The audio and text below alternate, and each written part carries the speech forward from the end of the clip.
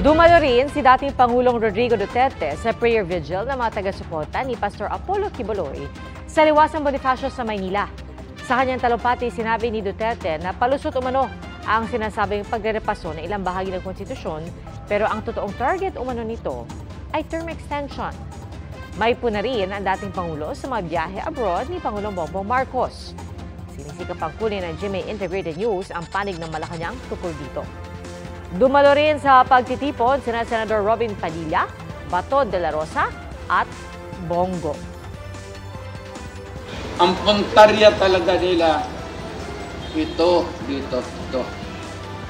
Yung term extension. Ang balita ko, may pangatlo na yan, Constituent Assembly by Congress. Mukhang inumpasahan na nila. So, kung may galawin man ang konstitusyon, isa lang.